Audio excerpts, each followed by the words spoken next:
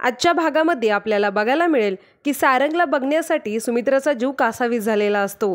कधी एकदा सारंगला भेटते त्याला बघते असं झालेलं असतं सुमित्राला, आणि म्हणून मग सुमित्रा सारंगला भेटण्यासाठी हॉस्पिटलमध्ये जाते। सुमित्रा सारंगला भेटल्यानंतर सारंग मग सुमित्राला म्हणतो, आई मला ऐश्वर्याला भेटायचं आहे, तू काहीही करून त्यांना इथं बोलव, नाहीतर मी मरून जाईल। आणि तू ऐश्वर्याला बोलवणार आहेस हे तू जानकी वहिनीला सांगू नकोस, नाहीतर ती येऊ देणार नाही त्यांना इथं। आई ऐश्वर्याला बोलव नाहीतर मी मरेन असं म्हणून सारंग परत बेशुद्ध होतो। तर सुमित्राला सारंगचं हे बोलणं ऐकून फार वाईट वाटलेलं असतं, पण सुमित्राचं एक मन म्हणत असतं की ऐश्वर्याला इथं काहीही झालं तरी बोलवायचं नाही।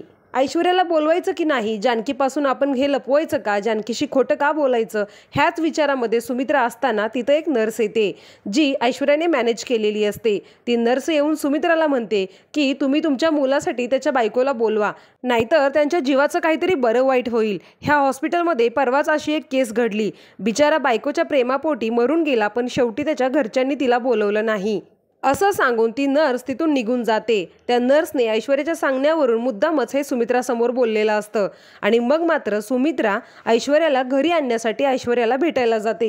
सुमित्रा ऐश्वर्याच्या घरी गेल्यानंतर ऐश्वर्याला म्हणत असते, तू चल हॉस्पिटलमध्ये, सारंगला तुझी खूप गरज आहे, सारंग तुझी आठवण काढतोय। त्यावेळेला ऐश्वर्या म्हणते, नाही, मी काहीही झालं तरी हॉस्पिटलमध्ये येणार नाही। तुम्ही सगळ्यांनीच मला घरातून बाहेर काढलं होतं, मी जीवाच्या आकांताने तुम्हाला ओरडून सांगत होते की मी नानांना ढकललं नाही, पण तुम्ही मात्र कोणीच माझ्यावर विश्वास ठेवला नाही। त्यावर सुमित्रा म्हणते, अगं पण मग नाना का खोटं बोलतील? तेव्हा ऐश्वर्या म्हणते, हो, नाना खोटं बोलणार नाहीत, मीच खोटं बोलते, मीच जर खोटारडी आहे, मीच नानांना ढकललं होतं, तर तुम्ही आता का आलात माझ्याकडे?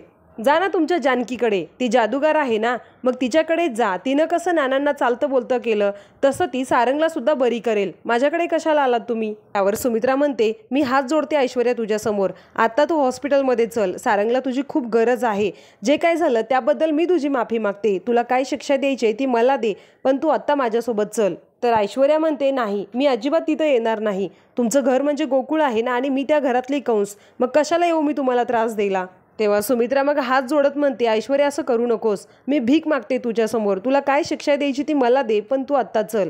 आणि तरीही ऐश्वर्या ऐकायला तयार नसते म्हटल्यावरती सुमित्रा मग सयाजीरावांना म्हणते, भाऊजी तुम्ही तरी सांगा हिला। ऐश्वर्या, अगं माझं एकदा ऐक, ह्या आईची एकदा तळमळ समजून घे असं म्हणत सुमित्रा रडत असते। त्यावेळेला ऐश्वर्या म्हणते, आई शांत व्हा, तुम्ही जरी माझा अपमान केला असला तरी मी तुमच्यासोबत तसं वागणार नाही।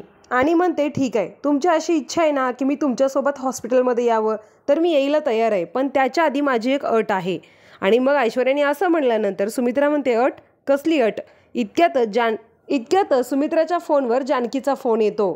तेव्हा मग ऐश्वर्या सुमित्राला म्हणते, आई तुम्हाला जानकीशी बोलायचं आहे का माझी अट ऐकायची आहे ते तुम्ही ठरवा। आणि मग सुमित्रा जानकीचा फोन कट करते।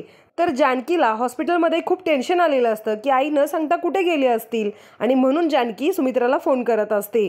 इतक्यात ऋषिकेश येतो जानकीजवळ आणि म्हणतो, जानकी काय झालं? तेव्हा जानकी म्हणते, बघा ना, मी आईंना फोन करते पण आई फोन उचलत नाही आहेत। तेव्हा ऋषिकेश म्हणतो, अगं ती देवळात वगैरे गेली असेल म्हणून फोन उचलत नसेल, उचलेल थोड्या वेळाने। तर ऐश्वर्या तिला परत घरी घेण्याची अट सुमित्राला घालते, आणि पुढे काय होईल ती आपल्याला येणाऱ्या पुढच्या भागांमध्येच बघायला मिळेल, पण त्यासाठी आपल्या चॅनलला सबस्क्राईब करून ठेवा।